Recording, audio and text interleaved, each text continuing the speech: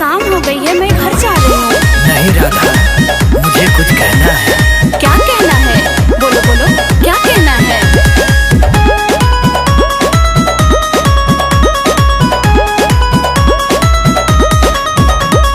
कल मेरे घर राधे गोकुल में आना, माखन का केक मेरे हाथों से खाना।